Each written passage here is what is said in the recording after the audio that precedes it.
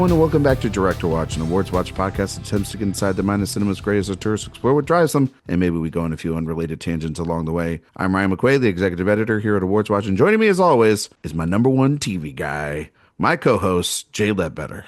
Ryan, obviously last series we covered Paul Verhoeven, and watching this film, Good Morning, I couldn't help but consider this to be Ozu's Benedetta, because there's a lot of fart jokes. Yeah. Which Benedetta also has.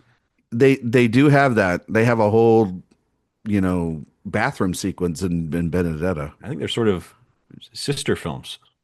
Well, sister, like Holy Sister, in a way, would you say? Anyway.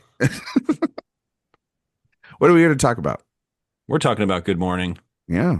In the evening. The opening song off of Kanye West's album Homecoming. You really can't make a Kanye West reference anymore. I know. Isn't that sad? We're in the world where you got to stop. So can I tell a quick story? This is first tangent of the episode.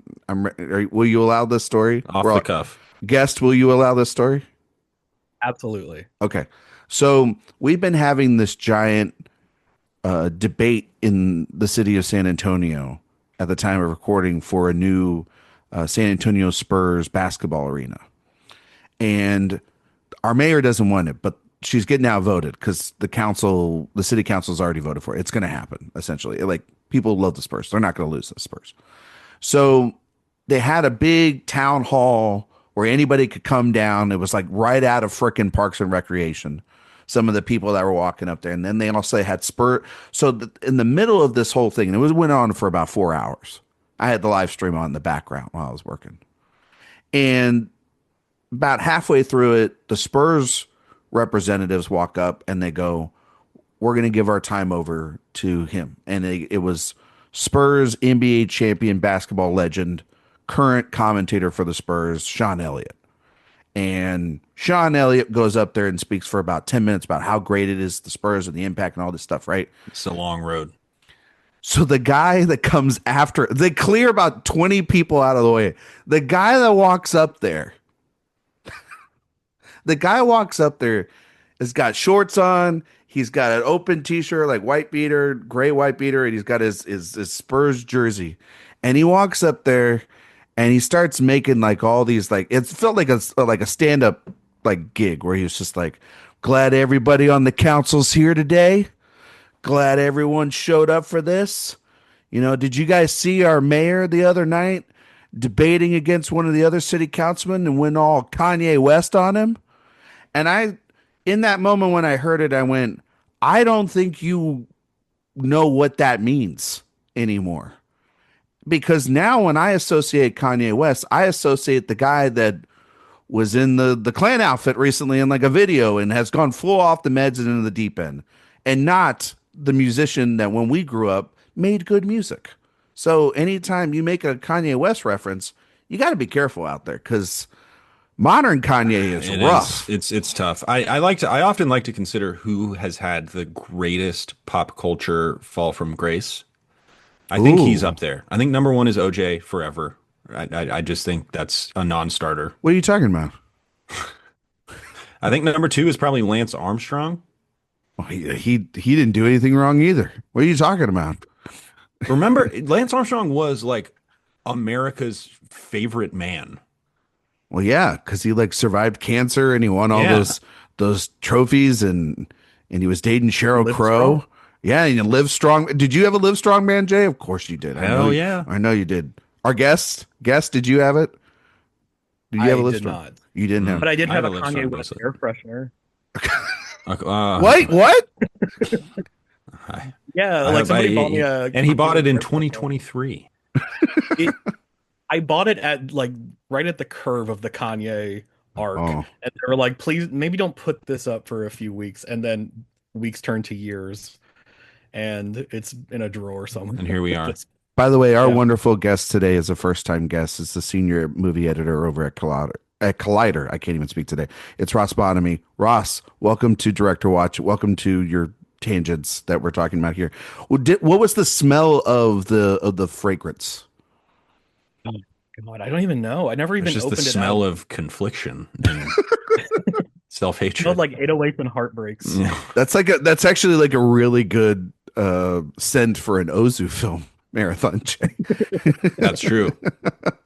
No. Where do you all think was the turning point for, like, what was the downfall? Was it being with the Kardashian family, or was it leaving the No, Kardashian family? it was after that. Yeah. I, I feel like I, it I, was Donda was like kind of a like around that period. I feel like that's where you kind of got to Kanye I mean, being it was like, always ugh. off I mean, he was screen always or crazy. off The stage whole stuff. It was the paparazzi stuff where he talked about, you know, Jewish people in hmm not a great way. not a great, but I I would mean, argue that was kind it's of where it but started. even before all that, I mean, I think the thing that's one of the biggest moments in pop culture history is him going on the stage when Taylor Swift was up there, when, Beyonce had one of the greatest things of all time.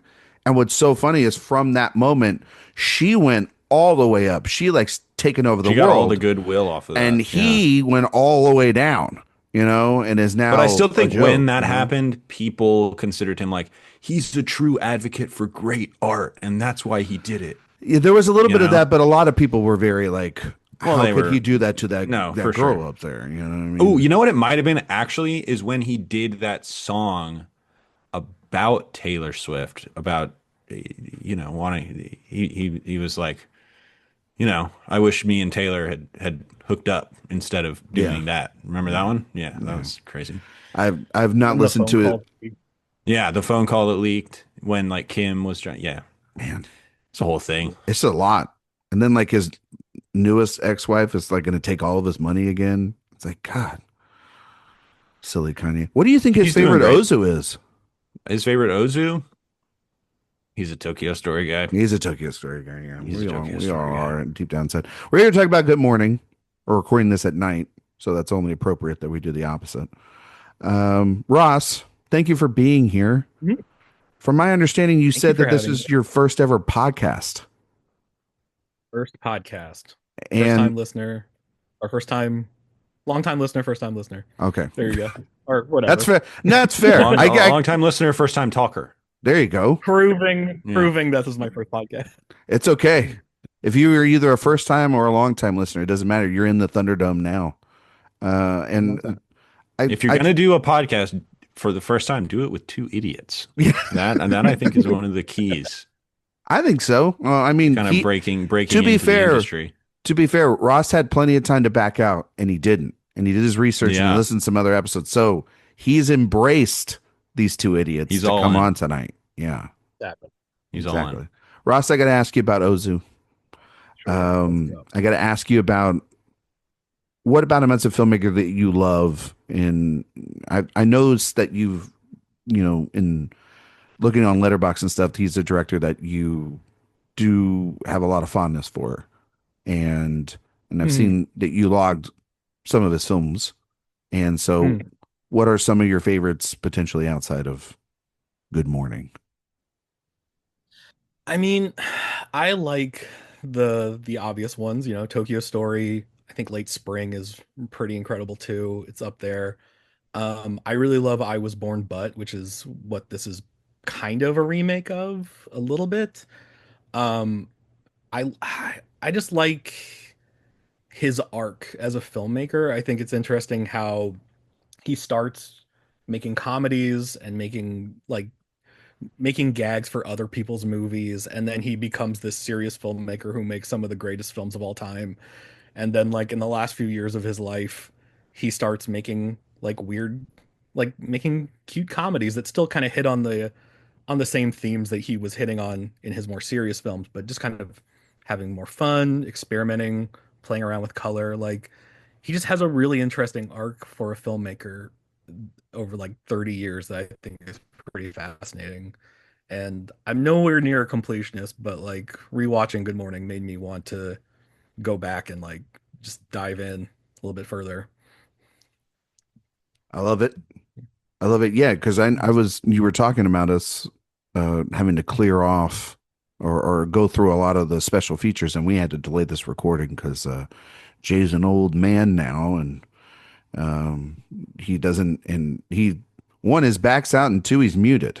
So Yeah, I threw my back out trying to pick up my shoes off the ground. It was like debilitating for several you had days. gone on a wild, crazy No, weekend with your it was friends. And it was 2 days after a bachelor party, which was just like my hardware is not you can't reboot like up to that snuff anymore. these days. No, you can't do that No, anymore. Yeah. no, I learned that lesson. So when I hang out with you, it's just going to be like tap water and going to bed by 9. Oh yeah, it's gonna be prune juice and yeah. I love it. I love it. Well, we're here to talk about Ozu and a pretty big transition for him. Because Jay, this is the first time Ozu's in color. Well, this is the first color film we're going to cover for Yeah. him. It is yeah, his second color film. You know what's nuts? He dies 4 years after this movie. Don't say that. That hurts my feelings. It's crazy. Don't spoil the rest of the series. But yeah, he's going back and he's doing some interesting stuff in this period of his life. And a lot of directors, they go back and maybe they hit on similar themes, and yet Ozu's going back and remaking his own movies, which is kind of badass. Yeah, Hitchcock did that a couple times. Yeah, we don't see that a lot nowadays anymore, do we, guys? Like, People don't make that many movies anymore. Like Michael Haneke, Kevin Smith, kind of with Jay and Silent Bob Reboot, he did that. But yeah, the Eli Roth did it, right, with Cabin Fever. Yeah, Cabin Fever. Did he really? 2 Cabin Fevers, yeah. Yeah. Eli Roth is sort of the Ozu of today. Is he made like a good movie? Eli Roth. Would you guys consider any of his like that's a good movie? Are we not counting Borderlands? Is that I off mean, the table? his Ross is already getting the vibe of this show. Like he his gets sensibility is not, and I don't even know if he was being sincere or not with that. I don't know. Not at all. I'm guessing he was being very sincere. I liked Thanksgiving. Oh, okay. I remember that. I liked that movie. I didn't love it, but I thought it was okay. I saw Cabin Fever in high school, so I feel like that was like impressionable at the time. I saw it last year, Ross. Yeah. Okay. I'm very young. Thank you. I'm just trying to make you look good to the listeners out there. On a visual on an audio podcast, he did not direct the Cabin Fever remake. I take it back. He executive produced it. Where are you guys at on Hostel? Just not my thing. Just entirely not the Green Inferno. Did not see the Green Inferno. Again, just like not my thing. That's just not my movie. Type of movie. Hostel Part 2, I think, is more interesting. Yeah. It's not just watching people get hacked up. There's a little bit more to it, but it's still a Hostel movie. That's true. Yeah. Not Ozu. I'll say this about him. I think he's a charismatic guy to listen to talk about movies. Yeah. I think he's interesting. It's just like he's very much in that Tarantino vein where you're like, you're kind of annoying, but your enthusiasm kind of I think he wants and I think he wants to be Tarantino. He's just not he's got that real kind of old schlocky. He's got love for old schlock. Yeah, he just can't. Obviously, he did the Grindhouse. Schlock. He did the Thanksgiving trailer for Grindhouse. Yeah, and then made that into a movie. Then he made it a movie. Yeah, and then I need to give Grindhouse a reevaluation, see if those were good or not. I don't remember them. He has a better acting career than a directing career. Yeah, I just know. Is he good in Inglourious Bastards? This is a controversial topic. I think he's good. Absolutely. Yeah, I think he's good for what he's supposed to be. Yeah, absolutely. Agreed. It's better than what it's better than what they originally thought for that role. Yeah, Adam Sandler. Oh, Adam Sandler. Yeah. Let me hit you with the bat. You know what I mean? Like it just wouldn't work. But the thing is, Adam Sandler's a really good actor, though. Yeah, but that character, the way Eli Roth plays it. Also, Sandler would have been like a secondary character. It would have been so distracting. It would have overwhelmed the role. Yeah, because you like believing that Pitt is the leader, and like Eli Roth is not a leader. Like he's one of the guys, you know. And Sam, it would feel so awkward to have one of the biggest comedians on the planet being this guy that has like four lines of dialogue, you know? The Yeah. House with a Clock in And Its especially Walls, like a totally mediocre Is that the Jack family. Black, Kate Yeah. Blanchett film? Yeah. It's like totally fine-ish. This is a wild segue that we've Yeah. landed ourselves on. and then they would reunite for Borderlands, all three of them. That's For a right. movie that he for a thing that I got wrong, which was that he didn't actually remake his own movie. He just was involved with a remake of his own movie. But then, yeah, Borderlands is So I probably got one the of fact wrong, and now we're on this hellish tangent. that's probably one of the worst blockbusters of the last, definitely of this decade so far. Borderlands? Yeah, Still haven't watched it. you're not going I to. got to get to it. You think you and the father-in-law would watch that? I'm actually shocked I haven't seen it with him. His father-in-law, Ross, like most of our listeners know out there, he rents all the schlocky bad action Well, he movies. just rents and that's everything, but he doesn't rent good stuff. No, Like he rents like I'll bad never stuff. watch, whatever. Speaking of Adam Sandler, I'll never watch Uncut Gems with him. But I will. No. What I will watch is what are the Zack Snyder space movies? Oh my God, Rebel Rebel Moon. Moon. Can you Rebel remember the Moon. title of Yeah, this I'll watch for the once? Rebel Moons. My Oh my God, God. you don't need to buy that. It's streaming on Netflix. I know, but that's the kind of stuff I watch. Oh, that's the equivalent. So you would Yeah. watch like Sucker Punched. I did watch Jaws with him last time. I was with him. I was just like, I'm taking the reins. We're watching Jaws, and he was like, "That's a good movie." Because I was that's like, an old man in the sea. Hell Like, yeah, literally. man. Like, of Yeah. course he's gonna love it. You know. I also think it's a good movie. Well, who else is it? It's Kate Blanchett and who else? Jamie Lee Curtis, right? It's just like Kevin Hart is in it, or am I wrong? I think you're right. Yeah. Yeah. Yeah. Ross, did you review that one? Jack Black plays a robot. Claptrap. Why do I know that? I Yep. don't know. I did not see Borderlands. I usually review all the video game turned movies, but that one I managed to avoid. Are we in like a good era of that right now for the most part? I think TV we're and about to- movie? yeah, I mean Fallout, it's pretty great. Last of Us. Um, but I mean like we have the Mortal Kombat 2 coming out, Street Ugh. Fighter, like it's Ugh. insane. Sonic is huge. Oh Why my can't they gosh. get them right? Like in a movie way. Like they get them right on television. Is it just Excuse because me. it's just better to expand it? The Assassin's Creed Defender has just logged on. Jeez. You would. You would. It's made by a real director, man. Like he's doing stuff with that one. And it's kind of Yeah. about it's like a kind of a meta text of the nature of playing video games. I don't know. Assassin's Creed is interesting. think It's you're- not necessarily the most entertaining, propulsive, cohesive piece of art ever. Remember but when I think was talking there's about Taffy stuff. earlier? There's stuff. Yeah. And just stretching things out. Yeah. We're doing a great job so far. Doing a great thing. Let's talk about Good Morning. That's what we're here to talk about. Let's do it. Let's do it. Ross, thoughts on this movie, man? What are your thoughts? I don't know if it's the best Ozu, but it's my favorite Ozu. Um, not I mean like to boil it down, I like that it's a Ozu movie with farts. Like I like that this director who is known for making these serious, depressing, slow movies was like, "Hey, I got 5 years left in my life. I'll make a movie about kids that fart. There's gonna be a kid whose only purpose is he shits his pants every day."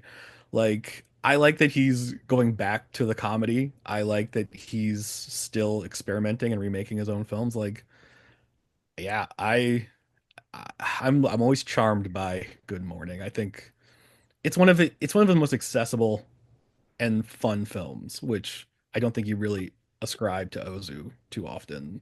Yeah. Him, yeah. No, keep going, Ross. Keep going. You're good. Oh, that's all I have. Oh, that's all you have. Oh, okay. Well, I mean, Jay? there's like that one line in Tokyo Story where he says, "Isn't life disappointing?" And I feel like most of his movies are kind of in that vein of, "Isn't life disappointing?" And this one is a little bit more optimistic, which I like about him for once. A little bit, but it's also it's a movie about adults, how adults talk past each other, and it's about how children care so much about things that don't matter, and adults might not care about anything because they've been so beaten down to a certain extent, and now are talking to each other purely out of a sense of obligation and not with any true sense of connection with one another. So it is a film with a true sense of melancholy while also being this very kind of light and breezy story of childhood and youthful frivolity. But it does have this layer underneath that is something much deeper and more difficult to take in. And that's what I love so much about it is it is not blatantly dour or combative in any real sort of way, but it does have these like needles that every now and then you'll be taking these delicate steps over and over again, and then all of a sudden you get, you step on a nail, Home Alone style, walking down the staircase, and it is just devastating in ways that you definitely don't see coming. And I think that is it's so powerful. It's the Ozu thing where it does kind of lull you into a sense of comfort, and then all of a sudden you'll be like, oh, that's one of the most powerful things I've ever seen in a movie. And it also is it in again, just we've talked about it a lot in the Ozu series. It is told so specifically, but it also has this sense of universality where I can talk about times in my life where I felt the same way that the children in this movie felt. And now, as a father, I can talk about being a father, even though my son is much younger than the children in this film. But I'm like, the stubbornness of children is just unbelievable, even at 3. It's just like I don't know what to do with you. This is you think you want these things so badly, but at the end of the day, they really just don't matter that much. And meanwhile, the things that do matter are caring about your children and the people around you, and that can get lost in the world of professionalism and the perceived obligation of your professional life, the relationships that you have with other people that you don't really care about, trying to be neighborly to others when maybe that should be secondary to the children and family that you love. It's a film that is so frivolous. It has a lot of fart jokes. In many ways, it is very light and breezy, but it does have this underlying power to it that is so potent in that way that kind of Ozu's the best at. So I love this movie. I love it too, man. I think it's of the films we've covered so far, it's the one where, you could say that, oh, less is being shown, or we're not diving in, on the surface you're talking about two kids that go essentially on a silent, almost hunger strike, right? For a television. And that I can relate with. And yet, as I was watching this movie, I was like, God damn, this movie he's continuing his trend of blending in the modern with the ways in which parenting and how raising kids and the things that matter in the eye of an adult more than they do in the eye of a child. The main argument in this movie, when the oldest boy is yelling at his father, is just, it's like, everything you say is fake.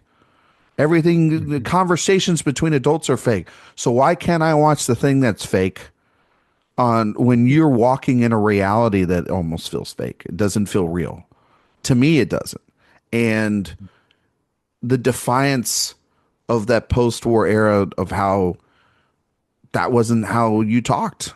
And we haven't seen really characters truly talk that much to adults like that in his filmography. This idea of this young man who sees the modern world and is defiant. And his father and his mother are trying to shield them away from those realities as much as possible. I think it's a wonderful film. And then you just suppose that to everybody else trying to live their lives, everybody else having their the gossip, the everyday life sort of just all coming together, and how a little lie, right, or a little nicety goes a long way, and how as the film unfolds, we see that it's all just a bunch of it's as pointless or as silly as watching something on television. And I found that to be really interesting for this first time watch is sort of just imposing what these kids are doing, which are so drastic to get a television. But is it more drastic than the lies that we tell so we don't hurt someone's feelings? Is it more so than, the stubbornness of not letting your child have a say in this world that has changed and evolved as a country has evolved, as society has evolved? I think it's fascinating stuff for our shortest film that we've covered so far. It's like a 95-minute movie that, yes, Ross, does feature shit and fart jokes inside of it, but it has some really, I think, beautiful, strong things to say about childhood, and like most Ozu films that we'll talk about, it evokes certain memories of defiance within at least my childhood, my household. I don't know if you guys were able to Petty have a defiance. say. It's just like being a stinker, just to be a stinker. I liked TV too, though. I liked watching TV. What did you And watch, Jay?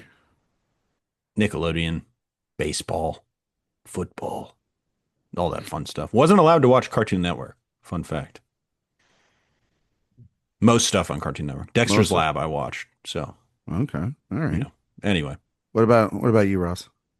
I was more of a Nickelodeon kid too. I didn't really watch like Disney or Cartoon Network. I watched like Space Ghost, but I didn't watch like Mm. Dexter's Laboratory for some reason, or like the things everybody else watched. I was really into like Adventures of Pete and Pete and like Tiny One of the Adventures. great theme songs, Adventures of Pete and Pete. It's incredible. Like Love that song. that whole sound. I like listen to it's what the band's Polaris. And they Yeah. just have like the whole album of Pete and Pete songs. That's just so incredible. And like the guest stars on that thing, like Michael Stipe Yeah. was in there, like Janine Garofalo, like, ugh, such a great show. That's one of like the kid shows that holds up for sure. But yeah, like Tiny Toon Adventures was huge for me. Like Oh, I yeah. would have Great gone stuff. Animaniacs. Oh yeah, I yeah, would have gone on my family to watch Tiny Toon Adventures for sure. I watched anything.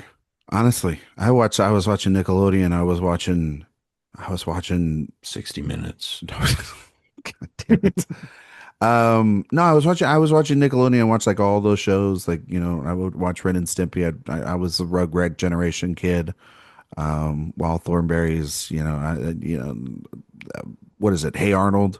There were a lot of A shows, classic. Talk about a good soundtrack. just Hey, a great Arnold. soundtrack. And then like Disney, like I would watch Doug, or I would watch. There you go, Jay. And then Keep yeah, talking. I'll do it in the background. and then yeah, I mean, like I didn't do nearly as much Nickelodeon. Like I would watch occasional Courage the Cowardly Dog, Ed, and Eddie, Powerpuff Girls, maybe. Oh, you mean Cartoon Network? Or Cartoon Network? I mean, yeah. Yeah. But then, Disney Channel came later, and so then that's when Disney I Channel was a late bloomer. yeah, because I remember it was a big deal because it was like that was a paper like, you had to pay for that channel, and then it became part of like everyday, like just regular Yeah, and then they package. started making their own stuff. I was like, oh, And I wow, was yeah. like, this Shia LaBeouf, Yeah.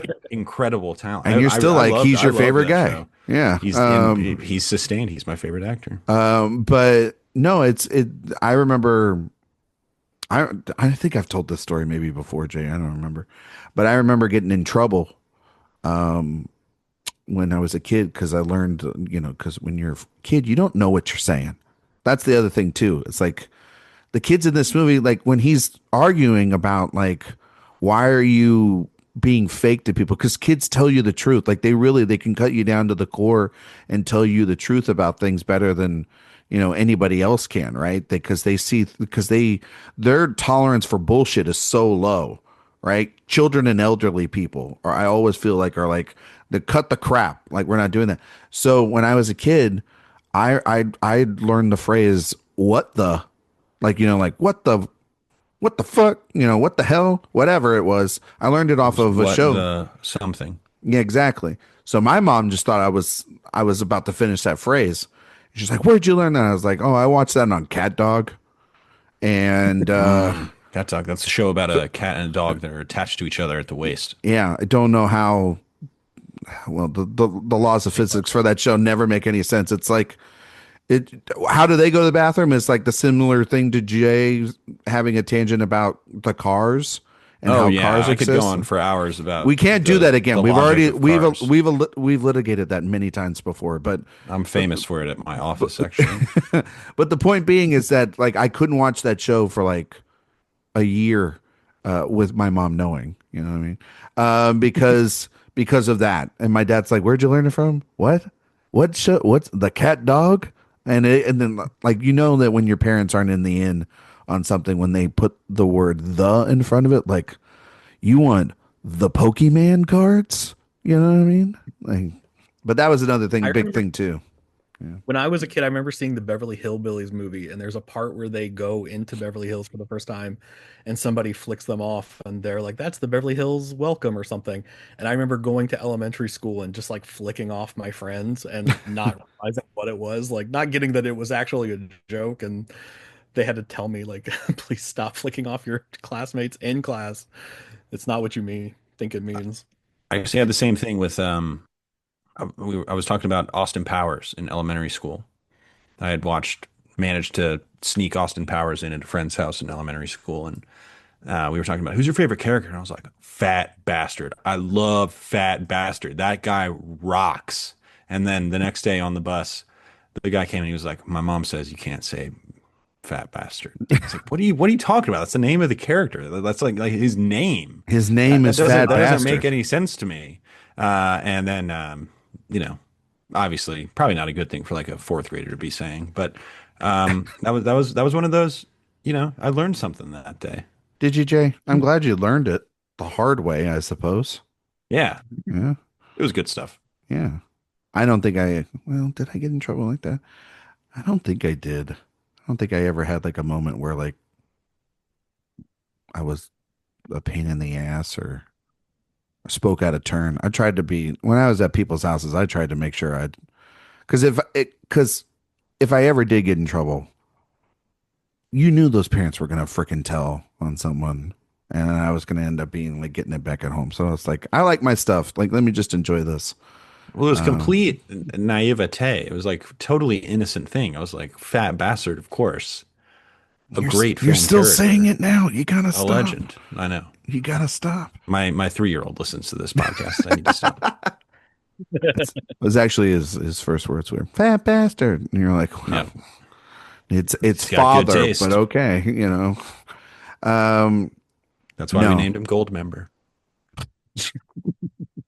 why don't are those movies good, That's a great question. I mean, the Ross? first one, kind of, Yeah, I would say, but okay. I remember liking The Spy Who Shagged Me at the time, but that was again Is that nostalgia? probably. I think the second one might actually be better than the first one. The third one is the one that I watched the most growing up, but is kind of objectively the worst one. Yeah, That's the one that has like Steven Spielberg and Tom Yeah, they have Cruise. Tom Cruise at the beginning of it, Danny DeVito, Yeah. uh, and Goldmember, of it's good. course. It's good stuff. Yeah. No, I like the first one a lot. Comedies like that are just hard to hold up. It's hard for them to I like sustain I in like the that way. second one a lot too. I just yeah, mm, I don't Well, he's know. trying to turn around that golf cart. It's good. Oh, Oh my God, that one's It's great. good. Uh, Steamroller. well, I just well like the Will Ferrell bit in the second film is the one that always makes me laugh with the multiple questions because it's such an elaborate stupid bit. That's the thing is I love a stupid bit. I'm a sucker for a stupid bit. Like I really am. Like Ross, you were talking about the Naked Gun new movie. Like I'm a sucker for the Jay. You haven't seen it, but there's a love montage to an 80s classic. I don't want to spoil too much for it, but it is maybe the funniest thing I've laughed at it in like the last decade. It's pretty incredible. I also love the scatting part because it just goes on so She just long. doesn't Like, stop. yeah, I No. love a joke that won't end. It's just Just keep the keep going. keep the bit going. You know? That's what I always say. I love that. No. But yeah, more on this film though. What else, Jay? Yes, of course. No, I mean, I do think it is a film played with a gentility that I really appreciate, and it's it's hard, thinking about it. This is, it does feel slight is kind of a mean word for it, but it's very breezy and it feels so kind of naturalistic in a way that it doesn't maybe have quite the stickiness of some of Ozu's best stuff. But I'll tell you what we need to talk about. Ozu's moving into the world of color here, color photography. What do we think of that? I think it's a gorgeous movie. Ross? Yeah, I mean, like the way he like everything kind of has like just pops, like just the way like the shirts pop, the green, like they kind of live in this valley, and I love how it's kind of trapped in by this like green valley that they have to climb and get out of. It's just for his second film in color, it's gorgeous. And I love that I feel like he could have just gone his entire career with only doing black and white and just Hmm. ended it with that. But like what he's doing here and with like floating weeds, like it's just gorgeous use of color after he's already nailed black and white for so long. It's yeah, it's a stun. And again, you just have like it's just a neighborhood. It's just little homes all together. But it just looks so gorgeous. When they're also the very end where they're on the train tracks and Yeah. or they're at the train station and they're just doing their little like how are you? How's the weather? Like it all looks so beautiful, and it's shocking that this was only a second film in color and that we didn't have more films in color from him. Like, ugh, it's beautiful. Beautiful Yeah, I mean, film. just for kind of comparison, you think about, I think maybe one of the great American black and white filmmakers who was doing largely comedies, although he was kind of leaning into some dramatic comedies to a certain extent. But Billy Wilder at this point was still doing Some Like It Hot, black and white, The Apartment, One, Two, Three. Irma La Deuce is a color film. I think that may be Mm-hmm. his first Mm-hmm. color movie. Mm-hmm. But he was still doing like The Apartment. He was still stuck to black and white films. So Ozu moving to color is like it's a big deal. This is kind of early adoption of we have to do color now, kind of. It's like this is Mhm. just what it is now. And for Ozu to Yeah. be doing that, especially as meticulous and specific as he was, I feel like him dipping his toe into color was probably something that he spent weeks contemplating. He's like, this completely, he's all about, I'm putting the camera very specifically here, and I'm going to use the camera and shadow and lack of color to illustrate a sense of emotion within all of the characters. And so, in many ways, he's adopting an entirely new filmic language here, a new storytelling Mhm. language. But it's so vivacious. It really has a lived in quality to it, and it has kind of, while it isn't technicolor in the technical sense, it does have this pop to it from the perspective of color that really is impressive for somebody who, like you said, is this his second color film Rarely used it in this medium before. after making like 40 black and white movies. You know, Well, I also just think And too, he it's like, also came to like oh no, oh go sorry. ahead. No, go ahead, Russ. Go.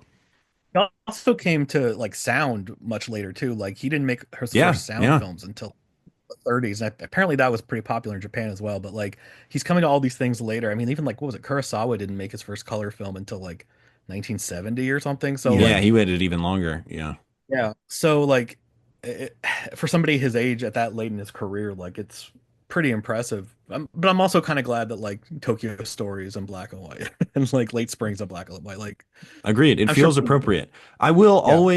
I will remember Ozu as a black and white filmmaker. Mhm. That is kind of the image, that's the legacy that he has sort of established. But he's also very good at this. I mean, he's an extremely talented guy. So I don't know.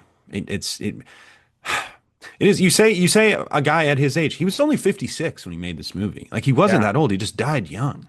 Yeah. And he had so many more great movies ahead of him, I'm sure. But it stinks. No, I mean he, and it's why I find that really interesting, as you know, we know that a couple of years from this, we have two more films in the series, and we're going to cover them. But you know, his passing is it's really interesting about because the movie feels so youthful because of this transition. I think to color and being able to use a different medium. It is to me, your everything you guys have already said about it. I really don't need to hit on again because I absolutely 100% agree. I was like it was almost like being reintroduced to a filmmaker. It's a different era for him, but yet, you know, the shots are composed differently, aren't composed too much differently, but yet everything feels so much more lived in. And I think the colors and the way in which these sets look, you get to really then appreciate, you know, what they're going for, and how they were made and the choices that he makes, you know, to show the differences in people and class and these characters and he in doing so in black and white, you know, you leave that up to the imagination and here he gets to stretch that imagination. I think, technically speaking, I think no, Jay, I think it's a really wonderful choice of him doing so of doing this and I was completely on board with it and I just think the movie is so beautiful and there's something about those opening and the ending shots really the like the boys walking to school and seeing them shot in color as opposed to black and white. I was just like God, this is so beautiful and it really is like it is such a movie about the questions of youth and in the face of I think you know adults living their lives and it's just kind of funny to just see how just opposed what these kids are what they say and won't say and then how we as adults are no less different than them but our things are less materialistic, I guess, and more emotional. And because these kids are, because at the end of the day, these kids they're stinkers. They just want that TV, which I don't blame them. Like they're like the minute they get it, they're like, we can watch baseball. You know, like they're like, and we'll eat and They we'll want you the know TV so bad. they want it so bad. You know what? Glad they got it. I'm glad they got it. I'm glad. I mean, just also thinking about the fact that like a television set back then probably cost a fortune but then also the parents' pettiness. Like to a kid, they don't care what that person, you know, like their social situation or, you know, who they are as a person or like how they got this TV or whatever. It's a TV to them. They see things very innocently. And it's just really fascinating how these parents will then bend over backwards to make them not have that. And then therefore the kids are like, well, if you're going to go for this unreasonable thing of why we can't have this, and we're going to go even further and kind of this massive test. And Ozu is saying that like, isn't this just kind of dumb the way we tell kids that they can't have things and our logic is no different than a child stubborn over a toy? I find that to be really fascinating of what he's mentioned, what he's talking about here. I think he's really good at writing that kid logic too, where like he's very good at seeing all these things from a child's perspective. Like I think I feel like it's more empathetic towards the younger generation than a lot of his films kind of are, especially like more the dramas and stuff like that.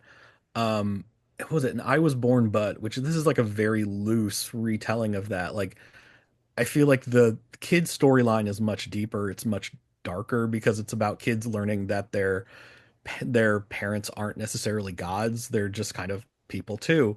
And yet this feels more impactful in a way. And it almost feels like in a way Ozu kind of breaking with his meticulous structure and kind of being like, this is a movie that kind of goes nowhere in a lot of points. Like there's that whole scandal about who paid who, like who took this money that all these women are like worrying over, and it just kind of like fizzles out. And you're like, but it the fact that that whole conversation happened for half of the movie like kind of proves this point about like all these little things, all these niceties that we all say, these little things that kind of are saying nothing but also saying a lot in a larger context. Like again, back to that last scene on the train tracks, like they're not saying anything to each other, but they are getting closer to each other in their own way.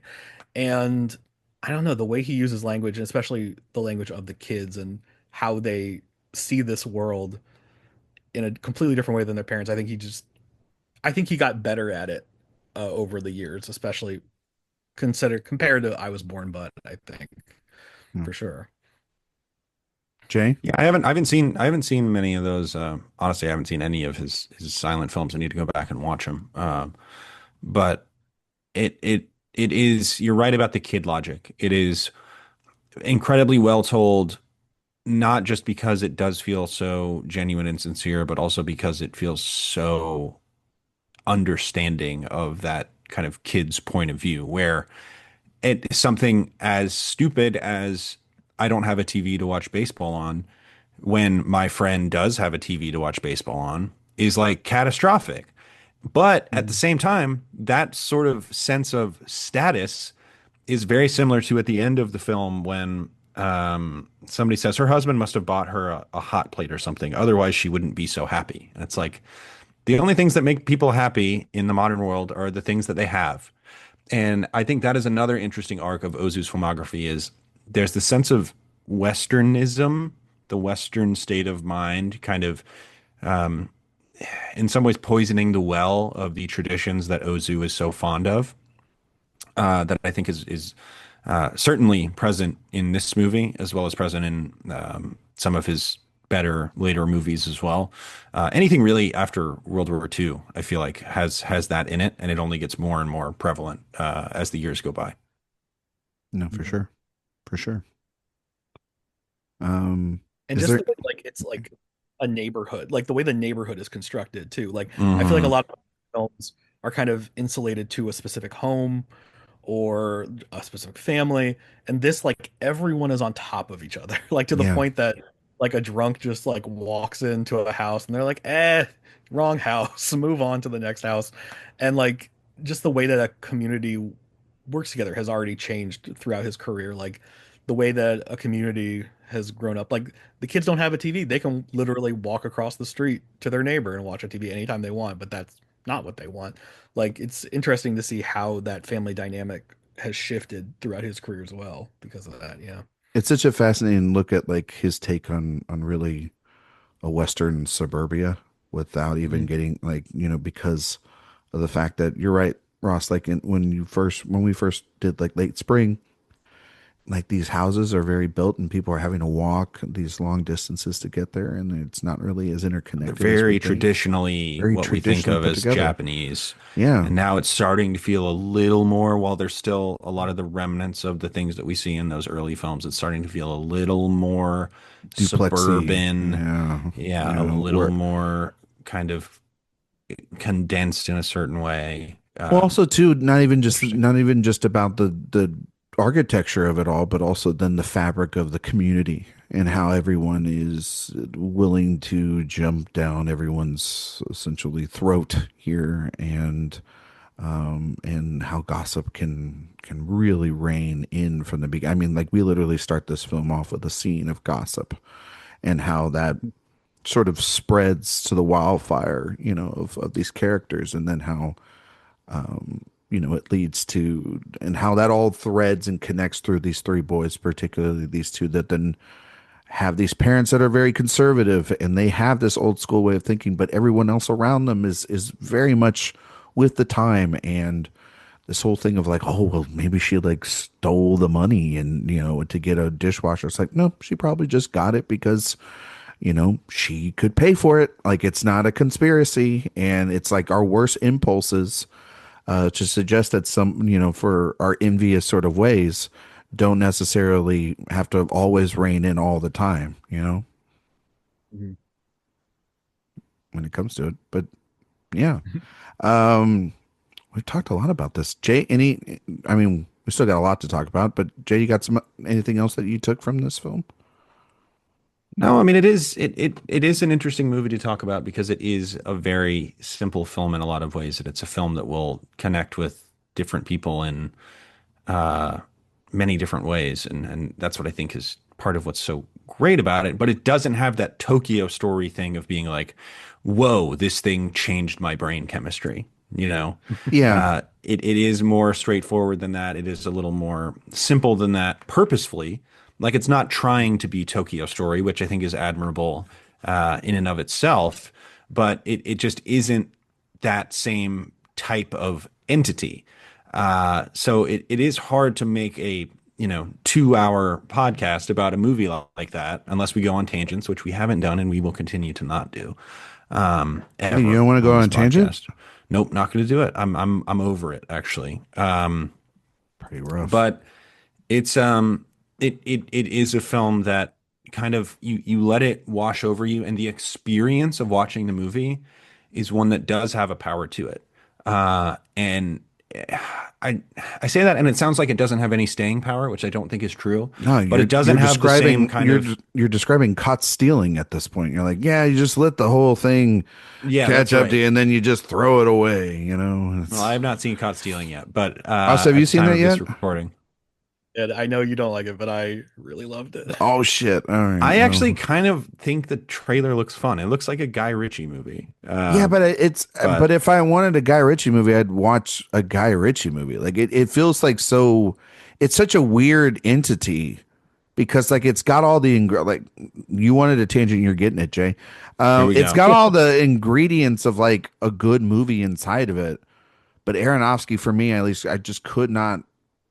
He couldn't capitalize on the fact that like he's got Austin Butler looking like an absolute snack and a half, and shoots this movie so bleak and just so uninteresting, and like the momentum of this movie, like it is the dumbest plot, like of the one of the dumbest plots of the year. Like the audience knows there's no mystery to it or whatnot.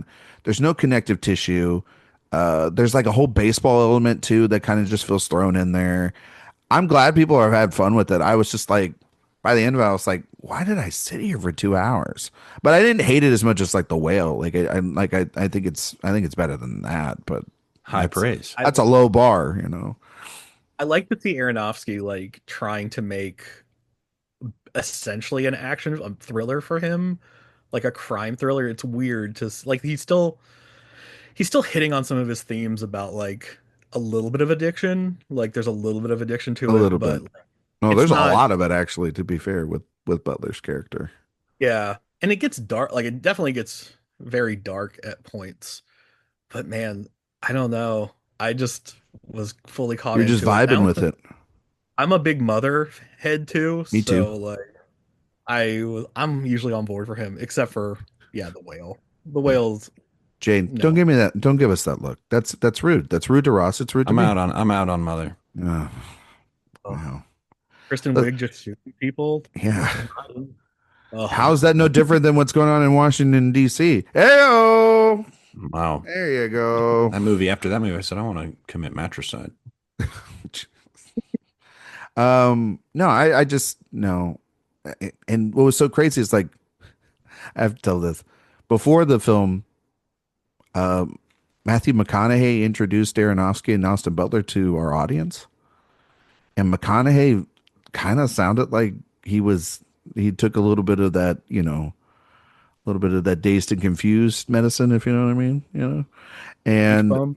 yeah, he was very beach bum. He was like He was this on Moon one Dog character. behavior. He was that one character. Remember how good The Beach Bum is? What a good movie. Oh, Remember I how love like it. that guy hasn't made a good movie since? Maddie McSee. No, Harmony Korine. Oh well, yeah. Oof. Ross, have you seen his? He's making AI movies now. Have you seen those movies, Ross? I don't have the time in my life You to don't I go know have see. not seen what's the Travis Scott one? Aggro Drift. Is Aggro that what it's called? Drift. I Yeah, haven't seen it. Gotta watch it. the one where it's like a video game and there's babies' faces on Yeah, that these was the things most he's got to recent one. kill. The Aggro Drift one was like Night Vision or something. Yeah, it Yeah. sounds interesting on paper, and then it's like, oh, but we're giving it to Harmony Korine. It's like so. It's not like I it's. I know you do. Harmony Korine's made some good movies. If you're gonna get on us for Mother, I'm gonna get on you for Spring I'll take Breakers. Spring Breakers over Mother any day of the freaking week, brother. No, no, man. Didn't you only see aggro drift in strip clubs for a while too? Well, Jay did. I think that's the only place that I am allowed to watch any movies. Yeah, It's the Memorial. I watched Tokyo Story in a strip club. and I put this thing on. It was weird, like watching that with no sound, Jay, and listening to Pour Some Sugar on Me for like 16 times in a row. Yeah. It was good. I mean, Van Halen and Ozu are a pretty good match. Pretty good match. But what was the food situation like there? Was it like lemon pepper wet, my man? Yeah,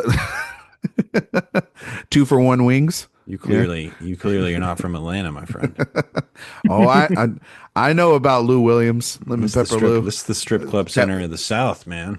Yeah, it's like that in Houston. They're like those are like Houston the places. is very famous for it. Yeah, yeah, but that's like Texas and the South are not the same. No, and I'm glad you're saying that. No, we're our own thing.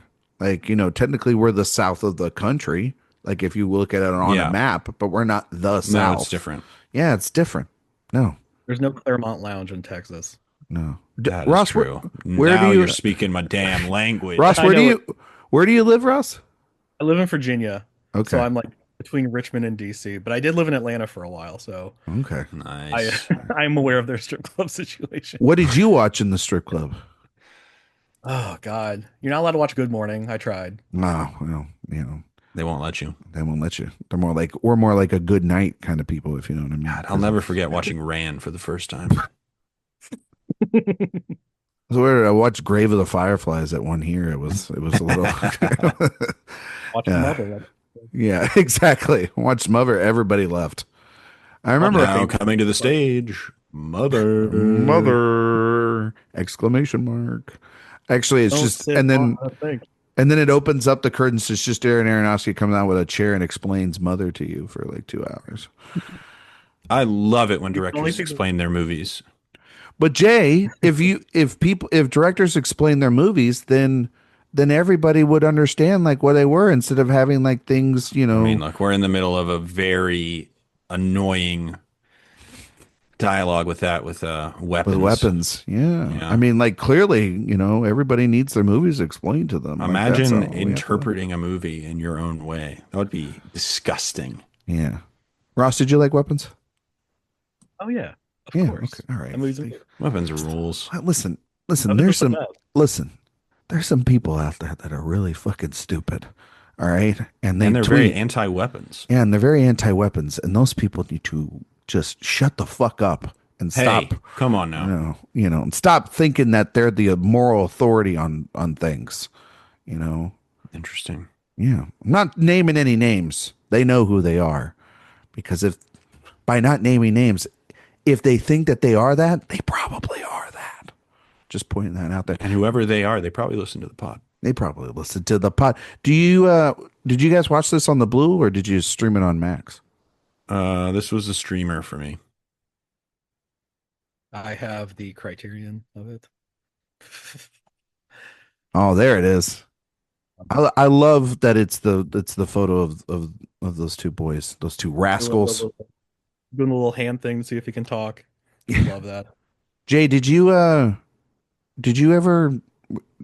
do a silent or hunger strike in order to get something you wanted, or did you throw a tantrum? Were you allowed to? No, the Paul Dano character in Little Miss Sunshine was actually based on me. Well, I just know you grew up in a strict house, so I would assume that you never were able to even remotely. Well, I wouldn't say strict house, but you were just you weren't able to probably do what these boys did. Repressed household. Right? To a certain extent, sure. No, never lashed out in any way like that. Maybe I should have. Ross, did you ever do that when you were a kid? Did you ever lash out to get something that you wanted? I remember throwing a tantrum once for Power Ranger toys, but that's kind of well, you got. Well, I mean, you got. What was your favorite? Actually, here's a fun tangent. Well, hang on one second, Jay. Okay, what was your favorite character on the Power Rangers? I mean, at the time, it was the White Ranger. Well, that's Tommy.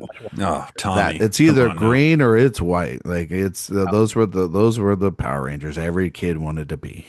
Right. I had his lion. Like, what was it? The dagger that had the lion's head in it. Yeah. You had the sword. Oh yeah. Oh, I had the sword. Me too. Wow. I had the toys where like the head would flip. Oh man. Wow. Do you still have it? somewhere, but apparently they're worth like Holy hundreds of shit! dollars. I was just joking. You still seriously have this? I might have them somewhere. I'm I going found a to. box of Goosebumps not too long ago too, so like there's hidden treasures in my basement. I'm going to So Ross's house, folks. I don't know pretty about you fun. guys. Yeah. I currently am, speaking of Goosebumps, Oh my god. I'm currently in I don't know where you're going with this. a private commission for a screen print from one of the gentlemen who did a lot of Goosebumps covers for a poster for Nope.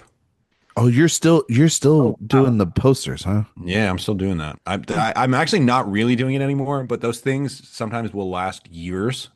They really And do. so There's a Once Upon and a so Time in that Hollywood commission is one. going on like 2 years. I'm And yeah. I'm in a Once Upon a Time in Hollywood one, Jay, and it's literally been going on for 3 years. yeah, And yeah. I'm like, I'll see this poster probably in my dreams. And it You is know? like you got to put a down payment on it, so you're still keeping up with it. Yeah. And they're like, But you're we need also more like, money. this is never going to happen. It's a right? fucking Like, Ponzi scheme. It's just This not is going to. Jay got me into this mess years ago, Ross, of It's a these prints. disaster. I've got so many prints I need to hang, and he's got all those prints that are back there in his lair.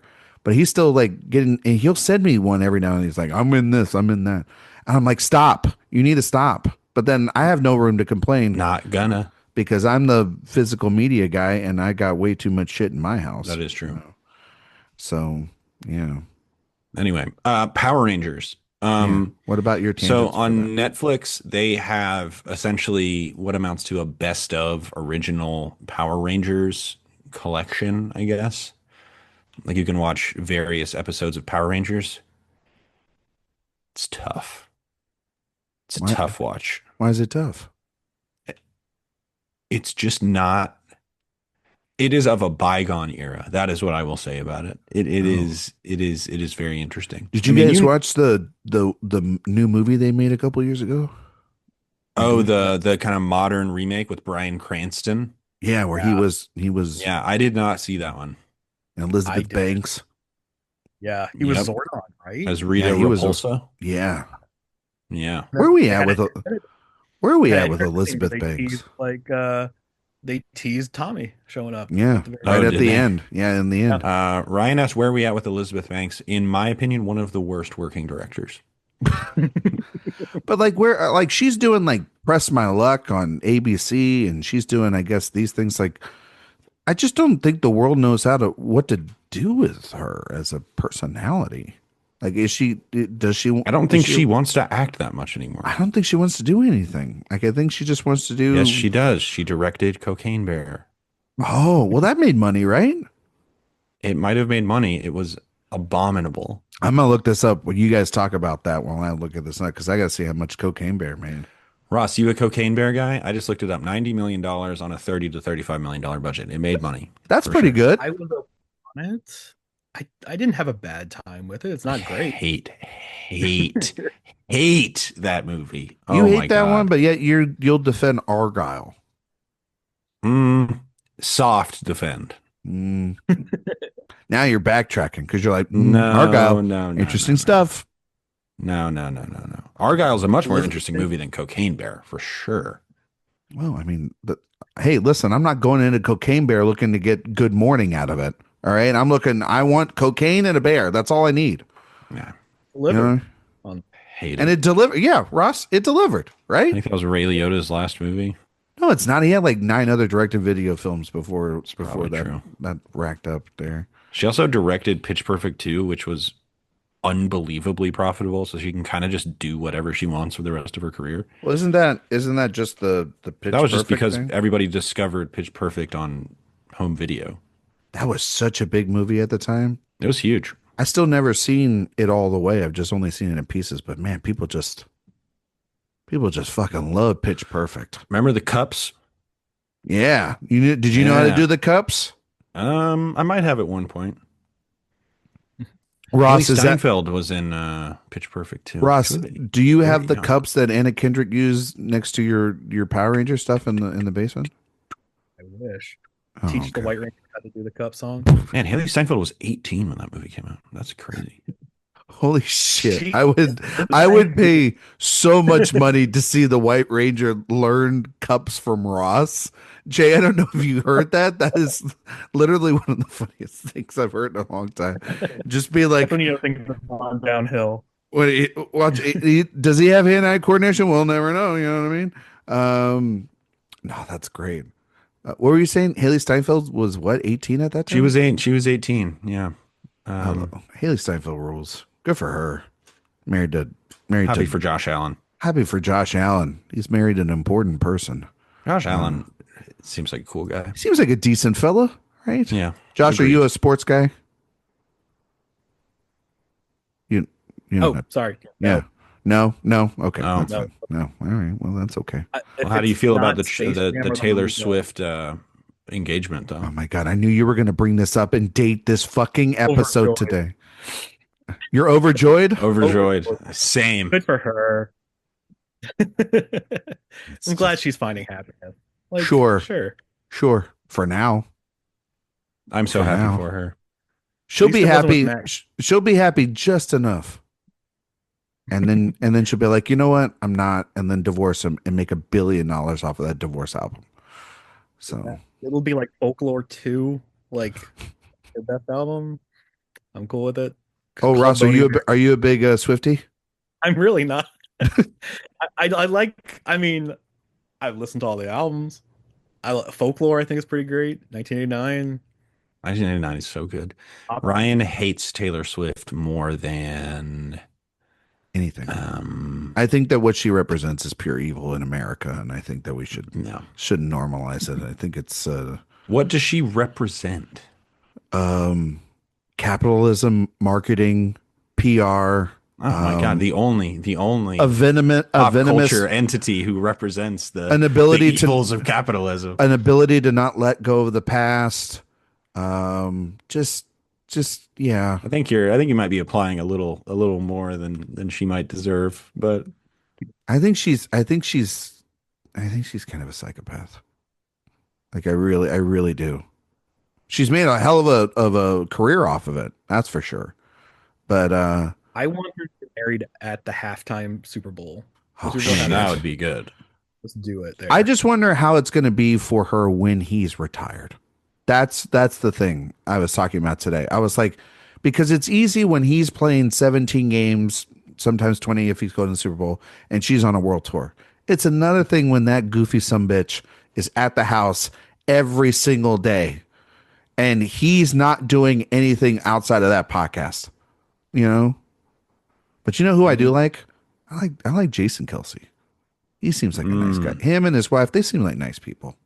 So Okay. that family seems like a nice family. And Travis is a big old ding dong. I hope it works out for her because she has repeatedly throughout her life not found happiness. And I hope that this sticks around. I really do. Because then she can be happy. And then we don't have to hear the bad music that comes out of her unhappiness. I think it's her I mean, music. Travis isn't that Kelce's gonna bad. be off doing Happy Gilmore 3 at some point. Let him do it. true. I don't give a shit. Like, let him do it. It's And fine. then Bad Bunny. He's going to be the next like Jack Reacher or something. Oh my God. The That would be. Terminal Lift, Kelsey. Do you watch that show, Jay? Do you watch Reacher? Doesn't that feel like a show I should watch? That feels like a Jay show. I do need to watch it. I've had probably something your father-in-law's who's recommended it to me. Yeah, Your father-in-law. Yeah, My father-in-law watches that and every television The series. Boys. Yeah, my father-in-law watches every television show. Once you're retired, you watch every television show. The Emmy voters, they don't vote. They shouldn't be voting for shit. It should be my father-in-law. He watches every literal television show. I have so many TV shows I need to watch, and I just started rewatching The Leftovers. He I like want to rewatch The Leftovers. that's not a bad show to rewatch. I mean, it's great, but I have so many shows that I've never watched before. You never watched Severance. Never watched Severance. Never finished Succession. Never finished Mad Men. Never seen The Sopranos.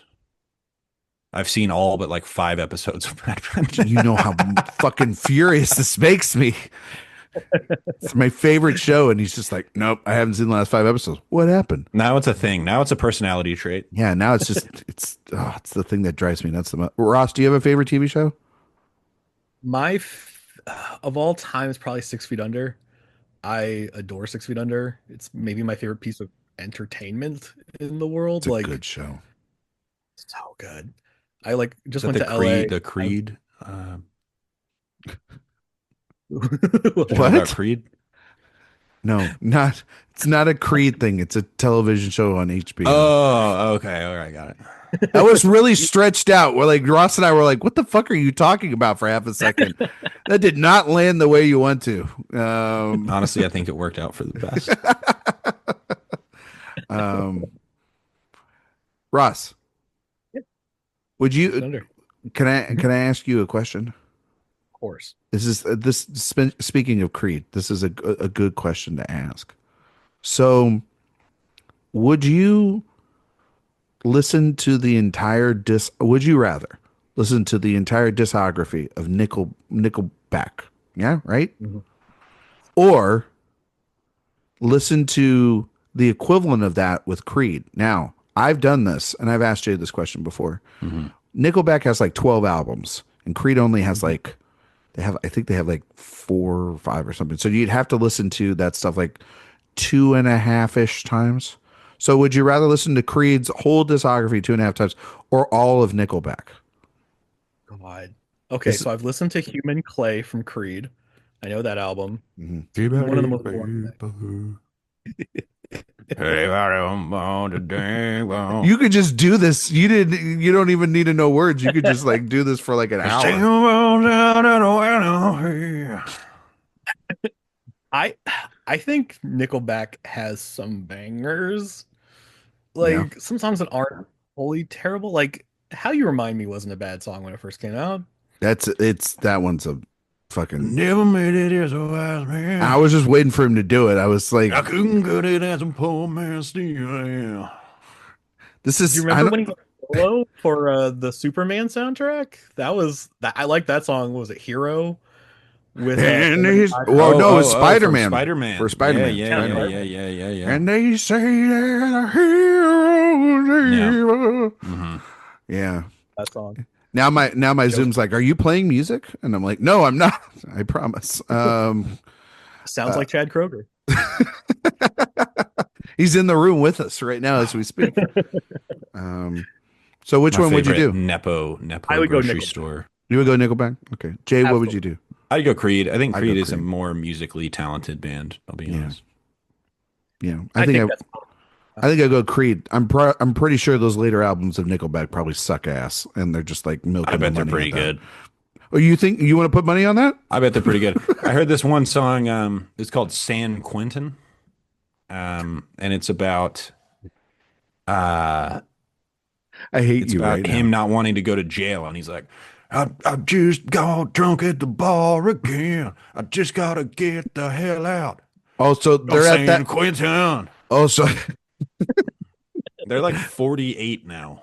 Like, they're at the chill. point where they're literally just like looking in a room and just like saying the first things that come to their mind, sort of like Stephen King's writing. They're just like randomly looking at things and they're just like Well, they're just like doing San songs Quentin that because got they them watched the show popular or 20 something. years ago or something. Yeah. And the music video for it is pretty unbelievable. This was covered on the Hey. YouTube channel. Pat Finnerty, a great YouTuber. What makes this song stink? Mm. I've brought up on this podcast before, and he did what is called a little stinker, which was like a short criticism of the music video for San Quentin by Nickelback. And in the music video, they're on a college campus, and there's like a text that goes out to the sound of Amber Alert in the music video that's like Nickelback's doing a concert down the street. We all gotta go. And then all these like 19-year-old girls are like, oh my God, Nickelback is down the street. We gotta make it over. And then they're like, no, get me the hell out of San Quentin. And all the girls are like, this is epic. This is peak music right here. Unbelievable. It's like listening to the Beatles. He was married to Avril Lavigne, right? I don't know. Sure. and she was married to Derek Whibley of Sum 41. Oh shit. Man, Mm. Avril's making the rounds. Good Who is lord. the No, what are the twins? The Madden twins? What was their band? Oh, Good Charlotte. Is he One of them Cameron married to Cameron Diaz? Diaz. Yeah. Yeah, Cameron Diaz. And they're still together? It's good work if you can get it. Yeah. Wow. I think so. Remember when when we were all like, "Hey, where's Cameron Diaz?" And she came back and did like 2 Netflix things. Oh, and that now epic Netflix movie with Jamie Foxx. and then now everyone's like, and that came and then like fucking went, you know? And then I feel justified for my Cameron Diaz hate for the last 20 years. Oh, you don't be mean to Cameron Diaz. I'm a Cam She skeptic. seems like a really nice person. She does seem nice, actually. Yeah. Would you? Apparently, it's one of the 10 highest or most watched films on Netflix history. Okay. All right. Today. All right. That means Like it's good. K-pop and back in The Demon Hunters Yeah. taking over the world. I have yet to see it. Have you guys I seen gotta it yet? watch it, I guess. I haven't seen it. I have not. No. There were people cosplaying characters that when I went to the movies this weekend. What did you go was see? Caught stealing. Okay. You went and saw Caught Stealing, and then everybody in the room next to you is like screaming the lyrics to the songs from the K-pop movie. It's the new Taylor Swift. I was screaming all the Idol songs and Caught Stealing. I'd be for it if K-pop Demon Hunter took over the world and we didn't have Taylor Swift anymore. I cannot believe fair trade. we need to do a whole podcast on your overstatement of Taylor Swift's evil. She's the personification of American evil right now. Have you seen the Eras Tour movie? I don't think you can watch it anymore in any. Never seen it. Never gave a dime to it. Never will watch it. What do I think is the most evil pop culture entity right now? That's actually a good question. It's probably her or Mr. Beast. I think Mr. Beast. Oh, actually, Mr. Beast is the answer. pretty disgusting. Like it's like or the like idea. The Paul brothers are bad. I think. Although honestly, I mean, Rogan. I was going to say, like, stand-up comedy in general right now is the most disgusting thing I think on the planet. Like Theo Von, Andrew Schultz. Rogan as like this heliocentric it's status symbol of influence is a very interesting thing. You could write it. You could write multiple books on that. It's crazy. I'm gonna pass on that writing assignment. Thank you, sir. I'm gonna do it. I'm gonna do it for the website. Okay? You really? You gonna do that for the website? Yeah. I doubt you're gonna do that. Rogan. You barely have enough time to write the reviews you do for the site, let alone write a book. I'm trying to think of a pun. Anyway, the Rogan verse, like erosion, or Anyway, back to a question for Good Morning, idiot. Is how long could you guys go on a silent strike? I'm talking right now. Like I'm not allowed to talk. Yeah, like literally don't do it for this show. Don't start How now. enthusiastic am I about the cause? Do I get a TV at the Yeah. Sure, you get a new like is it for Sony is it for $1 TV. million? Okay, now you're getting into Mr. Beast territory. See, like sure, it's for $1 million. Is it for a permanent platonic friendship with Rebecca Ferguson? Wait, you want your most important person? You want to, if you remain silent for like however long I wanted, you would think that was your prize? I think she seems cool. Okay. Yeah. Okay. All right. Ross, I don't know if I've listened to the show long enough to know about important person, but we here on the show, we do not try to objectify people that we are, at least not in any sort of rude, crude way. Yeah. We're a very classy podcast. Trying to be crass about so it. if you are attracted to someone at all of famous nature, you would call that person, they're an important person. They're an important person to you. Do you have an important person or persons for you? Oh yes, I have celebrity. Yeah. Emma Stone is an important. Mm-hmm. Stone. Aubrey Plaza. Aubrey Plaza is really working her way up the ladder. Yeah, she really is. So I got to see what's the movie? Honey, don't. Honey, don't. Not good. That movie. Yeah, Ryan said, Jay, don't go see it. I did. I would say, Ethan, don't make movies like this anymore. Go work. with Joel. Drive away, doll. Yeah, exactly. There you go. Who else? Oh God, Charlie XCX has been climbing the ladder lately. Yeah. He's pretty great. I'll break the apple. That's Aura. Yeah. She's totally brat. Yeah, those are like the big three, I would say. The big three. I was telling I think Jay, I told you this, but man, Quali would be so high on the list when she gets a divorce. Quali's Quali's Criterion Closet video is really something. Yeah. It's a lot.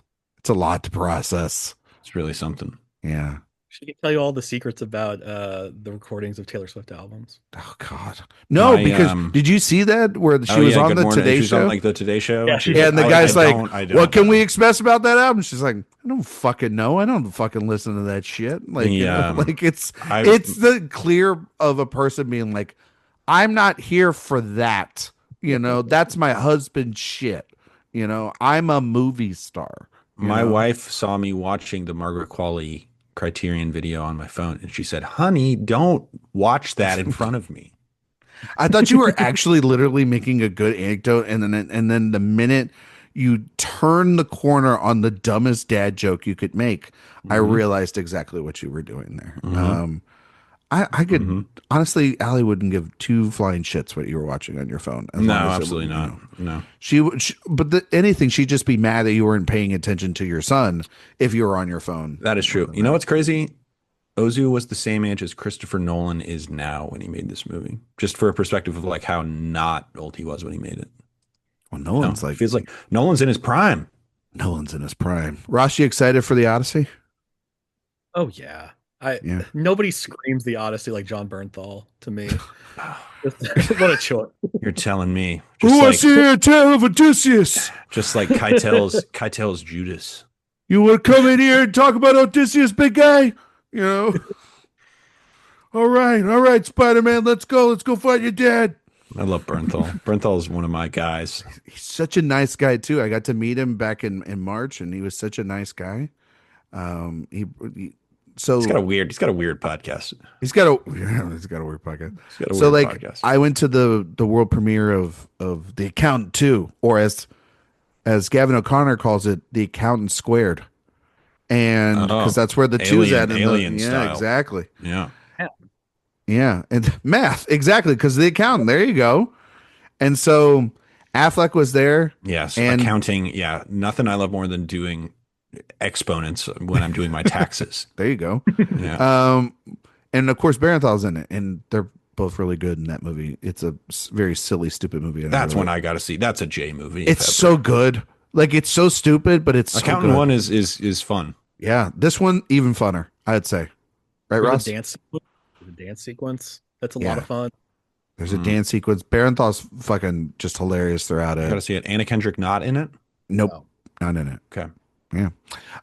But what was it? Oh, so I went to the after party at this very nice hotel, and Barenthal's there, and he's in his full, like, how you look in the Odyssey, because they're shooting the Odyssey, and Affleck was there, and Damon came with Barenthal on the overnight plane because they had a day. That's a bro right there. Yeah, and so he's in full Odysseus beard and look, and I got to talk to all three of them, and I looked at Matt Damon and I said, "I'm not going to ask you about your next film because I know you're shooting some indie drama out in the middle of nowhere. So, but the beard looks good." And he goes, "Yeah, man, this movie." He's like, "This movie."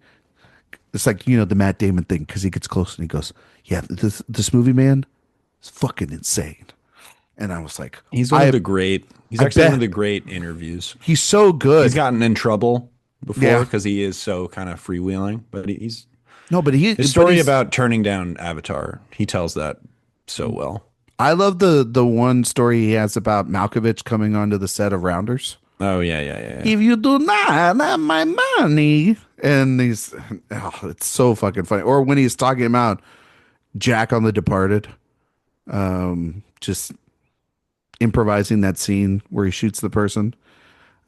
Damon. God, I just saw a clip from that. You know, they did that Galaxy Quest documentary because that's become kind of such a cult classic. They did a Mhm. documentary about Galaxy Quest, and I believe it was the director was telling a story about Tim Allen was doing a scene in Galaxy Quest because there are some scenes in that movie that are genuinely kind of emotional. And at one point, Tim Allen started like welling up during the middle of the scene, and like they called cut, and he couldn't stop crying, and he was like, I don't like this. I got to go to my trailer. And then Alan Rickman apparently to the director was like, I think he finally learned what acting is. It's so good. Oh, Uh, but yeah, I can't wait for the Odyssey. It's gonna be so good. Do you guys have anything else? I know we've gone on Tangent City here by the end, but do you guys have any last thoughts on Good Morning? ooh. I don't know. It's just like the score I think is a lot of fun. The fart jokes are good. A lot of fart jokes. Just like I mean Yeah. 20 fart jokes What's the best fart joke in any movie? in any movie. I made Jay laugh just saying, "What's the best fart joke of all time?" I mean, I'm Essentially, trying to think. It's honestly not like my I have. favorite kind of humor, I am but not a. I'm not a fart guy humor, but I do think the campfire scene in Blazing Saddles is pretty Blazing much the Saddles, most sure. iconic one, and it I mean, makes me laugh. Fat Bastard has a lot of fart jokes. He does. He is a fart machine. Yeah. He's you know. How about Swiss Army Man? Oh, that's a good one. Oh, that's pretty The much interview scene from Step Brothers, that's a good one. Does a fart count? ketchup and onions. Yeah, I just remember that. I remember that all the time. Does it count as a fart if it's actively shitting too? Because Dumb and Are we Dumber, going I Dumb would and say. I Dumber? was going to say, Yeah. okay, Dumb and Dumber. No, because then you throw in Bridesmaids. I think they're totally different things. Yeah, What about um PSH and Along Came Polly? I mean, Sharded. it's solid. Yeah. Yeah. yeah. The 20 funniest fart scenes in Oh my God, movies. I can't believe he's looking this up. This is Hmm. great. You're going to ruin his algorithm. It's wonderful. Yeah, this is a All disaster. of our female listeners out there are like getting rid of this Hmm. episode Oh on my their God, I can podcast hear feed. people giving 5-star reviews right now. Yeah. Hey, talk about more farts, guys, on the podcast. I really appreciate Let's that. not actually. You know what? I'm done. I give up. I think we did it. You think we did it? I think we did it. What would be a movie that would be better with farts in it that doesn't have farts? I mean, Uh, how, man? Portrait of a Lady on Fire. When would you yeah. put it in that movie? Oh It my would be God. in the painting. When wouldn't you? Yeah. The scene at the end in the opera. Yeah, that's Oh, that's yeah. Yeah. She's not looking at her, and it's like, well, it's because she farted. fart. What other movie would be really good with farts? Like, The funniest fart I've actually seen was not actually in a movie. It was an online video of when somebody was watching Oppenheimer, and when the bomb goes off, someone farted in the audience right at the three, two, one, and then it's not the fart that makes me laugh. It's the laugh in the background that goes, ah. It's so stupid. So, but yeah, Jay, yeah, that sounds pretty good. The Conversation. for conversation. It's Oh a film yeah, you about, want that's to a film about sound. Enemy of the State? Yeah. Enemy Yeah, of the State, a little bit of Royal that. Tenenbaums, Royal Tenenbaums. Impossible any when Gene Hackman movie, really. Any Hackman. Yeah. Yeah. Oh, Crimson Tide. Unforgiven. If you fart in that submarine, everybody's gonna know who did Forget it. about it. Forget about it. That, be, Unforgiven. that becomes a nuclear sub. Unforgiven, more like unforgivable. You know. God, Welcome to enough. Mooseport. Welcome to Mooseport. Lost Yeah. the election. I can't remember if there was a fart scene in Welcome to Mooseport, but I feel like I feel like Ray Romano was like, Deborah, probably I got a was. fart. Deborah. I want Ah. Mission Impossible, the first Mission Impossible, where Tom Cruise is like brought down into the. Oh yeah, where the sweat is the thing that he's Yeah. worried about, but he lets out a fart. Yeah, but that would That make had the to have room, but that would make the room warmer, and it's getting too warm at that point with him in there. So You know what? I'm realizing Casablanca. they did that in Jay and Silent Bob Strike Back, This is my second mention of Dance on Bus Right Back.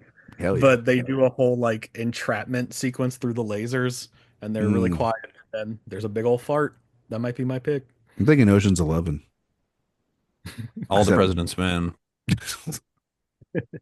um, Rear Window. Cabaret.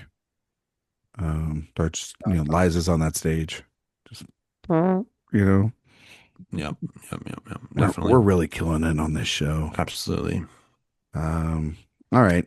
Chinatown. Any else? Any others? Oh, Before Sunrise, probably. Honestly, I'm going to say one, and I know this is going to sound weird. Okay. Mm-hmm. Well, it's not going to sound weird, but it makes sense. The Matrix. And here's why. When they take him out of the pod and they unbirth him and everything, Enough. you would think some gas would come out. Enough, Ryan. Enough. Enough.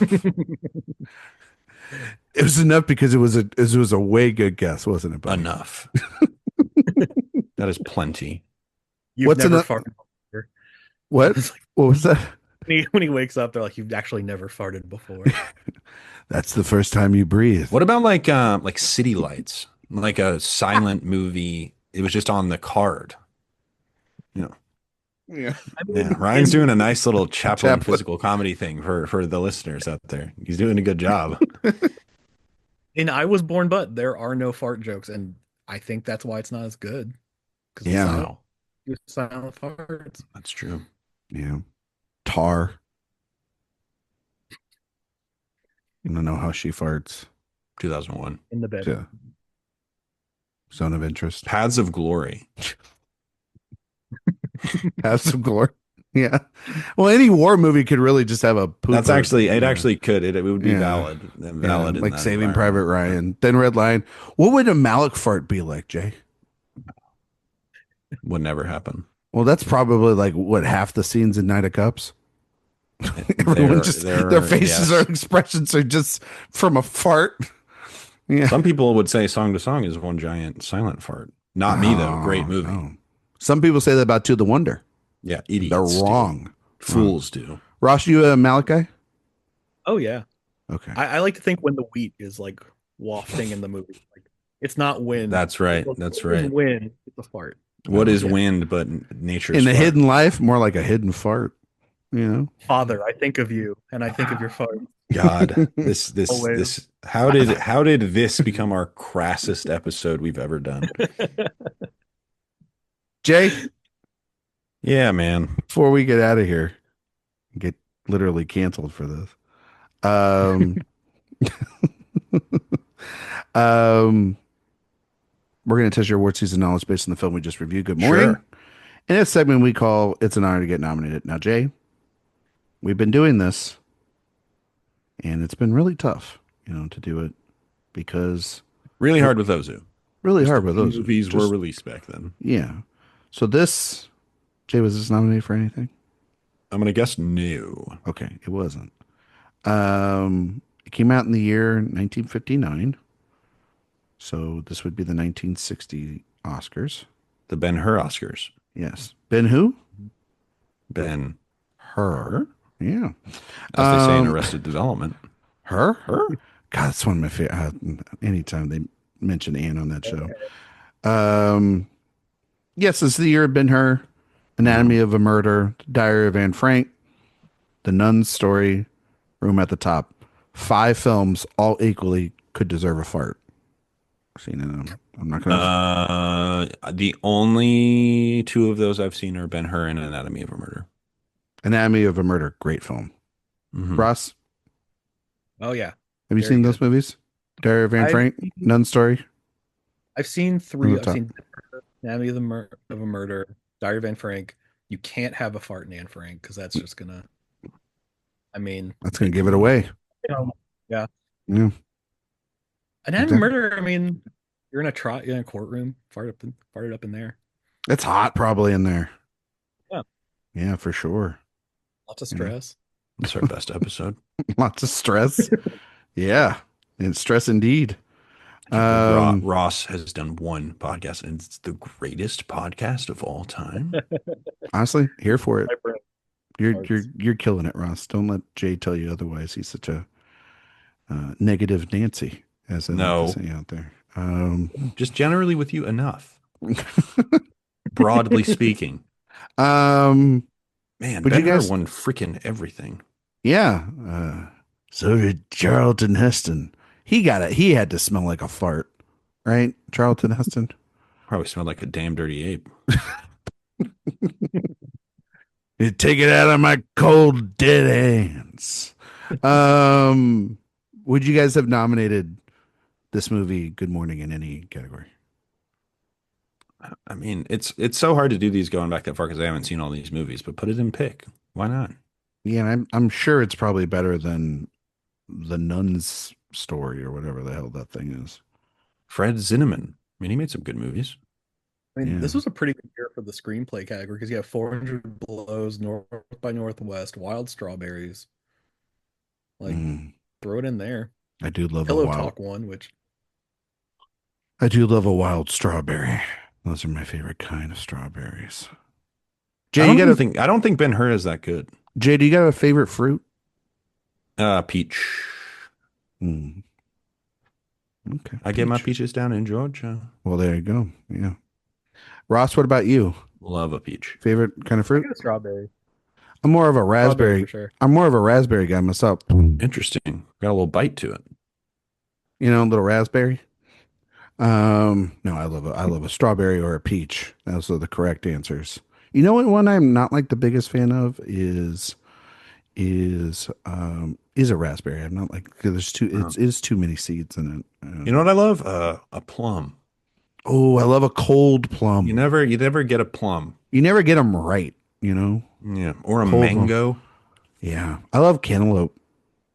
Like a good ripe Yeah. A cantaloupe. mango. Just oh, I'm mixing up the fruit with the Chris Kattan character from Saturday Night Live.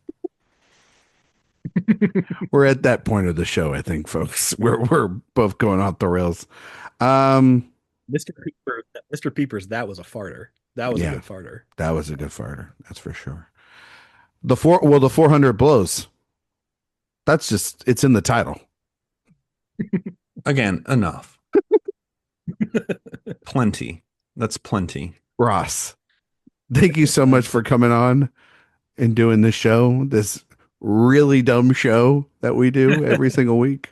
I'm sorry for Um, ruining no, you didn't ruin it. If anything, it You was actually me. you classed it up. Yeah, you classed up this tried. joint. Yeah. Yeah, look at me and Jay. What a class. Yeah. Ross, can you tell everybody where they can find you and all your work on the internet? And could you also give our listeners a recommendation of the week? It can be something new, it can be something old, something that you want them to check out this week that you're vibing with. Sure. So I do movie reviews for Collider. I'm their senior film editor, like you said. You can find me on everything at R Bonaime, Instagram, Twitter. I just started a Substack about theme parks. I can't stop talking about theme parks, so I figured I'd make one of those. Um, and recommendation, I just finished watching The Paper last night, the Office spinoff, and it's Oh, better than I thought it would be. interesting. It's cute. I think every one of those, like The Office, Parks and Rec, like they kind of have a rough first season where they're trying to figure it out, but this is pretty tight, and yeah, I thought it was delightful. It was pretty cute. I'm Domhnall. I don't know. He's great. Like, I don't think I've ever seen him. Well, about time he's pretty comedic, but like, never seen him this wild. He's never bad. Yeah, Domhnall's never bad. Remember when he No. was like the most profitable actor in Hollywood? Yeah, remember when Hollywood just kind of ignored him after that? It was interesting.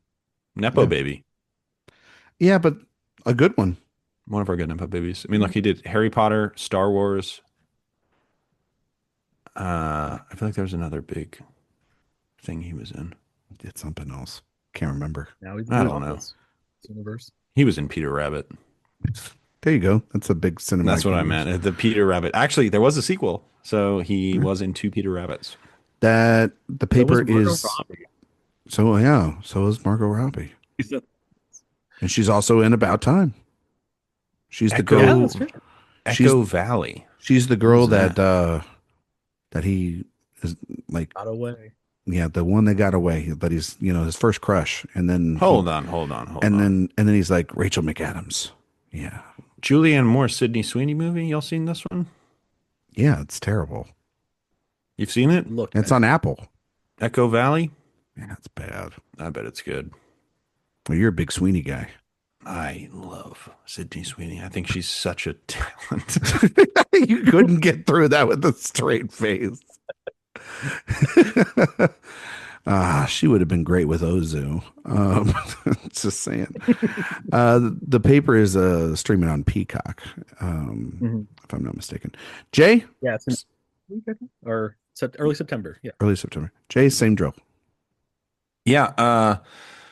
Letterbox J Ledbetter, Twitter at Mr. J Ledbetter. Any writing I'm doing you can find over at awardswatch.com. Recommendation of the week. I saw a film called Ephus that I absolutely adored. I loved Ephus. This is a film from director Carson Lund, who is sort of the indie scene. And this is kind of a movie about just like a rec baseball league and its last game before they demolish the field to put like a parking lot there. It takes place over like several hours, and to me, it was kind of like this is kind of it. This is kind of what life is about. It was to me incredibly impactful. A film about sort of realizing the end of an era, even if it was an era that wasn't necessarily something incredibly impressive or important, but it was to the people involved, everything. And certainly it's a film about aging. It's a film about legacy to a certain extent. It's a very small movie. The way that I just described it probably makes it sound like The Tree of Life. It is not that. It is literally a movie about people playing a senior baseball game. Most of the people are like 45 and older, and not good at baseball at all. But it's about the camaraderie. It's about that realization that a certain part of your existence is gone. And I found it very moving in ways that I wasn't expecting. So check out Ephus. I think a lot of people really like it. I think it's kind of a critical darling of the year for kind of its size. So, and I am among those folks who really adore it. So check out Ephus. Ross, have you seen it? It's been on my list to see for a while. It sounds like did you ever see Bloody Nose Empty Pockets? It sounds kind of like that. It's a little bit like that. It's not as I mean, it is friends playing baseball, but it's not as that is like a formal experiment. That movie rules. Yeah. But Ephus is definitely more a pure narrative movie where it just happens to be a bunch of actors / non-actors playing baseball, with like a very clear, like this is a movie, not even trying to pretend it's a documentary, but it's great. Yeah.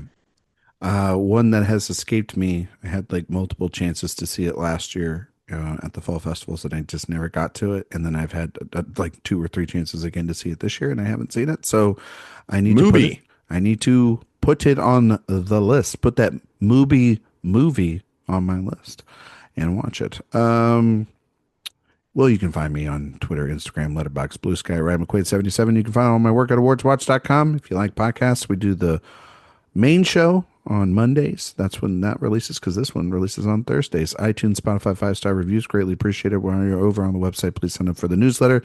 It's the best place to get all the news, reviews, interviews, podcasts, all the shenanigans at Awards Watch sent to you under one place. Recommendation of the week. Got a ton I could mention, but I'm only going to mention one. So there's been Probably the right call. There's been some propaganda put out there by Jay Ledbetter that I hate certain films, and I hate a certain film that's about to come out later this year in sentimental value. Oh, this is just you're virtue signaling here. So I made good on a promise to Jay and to others that before I go and embark, because of the time we're recording this, I am about to go to the film festivals for the fall. Hmm. And I thought, okay, I've seen sentimental value, and I was kind of like in the same area with it that I was Worst Person in the World. And I really needed to Where you're like, oh, rewatch. this movie rocks and is great. I was like, it's good. It's not a revelation, right? Fool. And so I went Ignoramus. for the first time since 2021. I watched The Worst Person in the World, Oh, what a movie. and I get it now because Yeah. that movie What a movie. is great. And I really enjoyed it. And I found it to be beautiful, but I also found it deeply dark and personal. And I thought that Renata Reinsve was incredible in it. It's incredible. What is it? Anders Danielson Lee Hmm. still is the MVP of that movie. I think he's giving an incredible performance. This is I think the more I like this now, and I'm thinking back on another film that came out that year, it is a great companion piece with Licorice Pizza from Paul Thomas Anderson. And I think that there's moments like the first 30 minutes of this movie, you're just gliding with her through this thing. That's what's so good And, about it. It's and like three different movies. he's pushing the form, Yeah. and doing such a great job with it. I really enjoyed and seeing this film separate from when I did watch it because I watched it at the time at home on a screener with like three other films that I watched that day, and so they're sort of all blended in. This was just a by itself home experience. Got to watch it.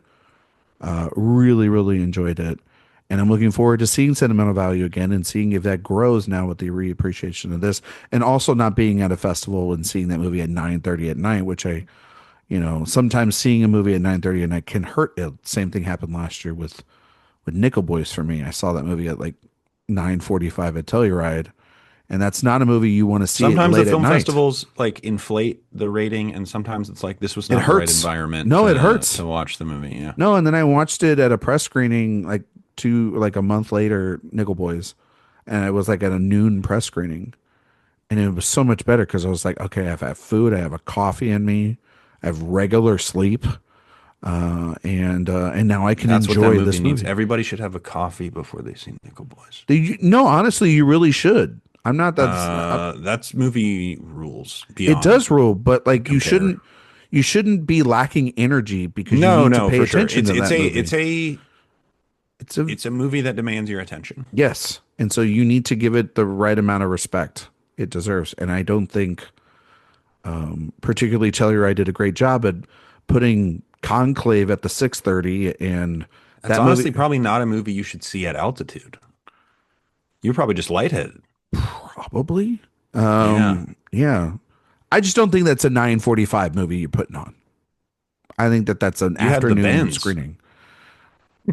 I don't think so. I just think that I've seen movies that are late. I just think that sometimes certain movies shouldn't be At played late. altitude, first person POV. Well, I was there like No. 2 or 3 days. Like, it wasn't like I just But jumped that in. was the one that broke you. Yeah, it You were happens. like a visitor in playing in the I was Denver getting Nuggets sleepy. stadium. I was getting sleepy. All right. Like Yeah. it can hurt. It hurts. Altitude sickness. Yeah. Worst person in the world. If you haven't seen it, check it out again. I It's a guess good movie. the Benz is underwater, not Yeah. altitude. Ross, do you like worst person in the world? The reverse Benz. I think it's the only movie I've given a 10 out of 10 at Collider. Whoa. Okay. I love that movie. I loved it. Um, Renata Reinsve was like she won my best actress. She was like, that's my performance of the year in general. Incredible, unbelievable. It shouldn't have lost best screenplay to Belfast. Oh, I What don't do you think. mean? Boy, that movie. I think Licorice Pizza and Worst Person sort of ate each other from the Yeah. same contingent of people, and that's why Belfast won. But also, like Kenneth Branagh, that man campaigned all fucking year long for that thing. Whenever I He's a think of charming that movie, guy. I think of that scene like when they're all in the theater and they all have their mouths open like idiots. I'm like, all I remember from this movie is Judi Dench looking like a fool. And Oh, that's a movie on the screen, aren't we, in Belfast? Yeah, I can't tell you anything about that movie anymore. What a great time to be in Belfast. Um, we are well. That's it. We are going to be back next week, and we are going to be talking about floating wheats. Yeah. That's where not where the farts are at in that film, that's for sure. Mm-mm. Nor in the Terry Malick films. But thank you all so much for listening. And Ross, if you want to come on a second podcast in history, you're welcome back, my friend. Yeah, you are more than welcome back, Ross. Thank you all so much Do for a listening. less farty movie. And, Well, now I'm not interested. well, yeah. What would be okay? We're gonna have to talk off mic. What would be the fart movie that we could get him on? Thank you all so much for listening, and we will see you all next time.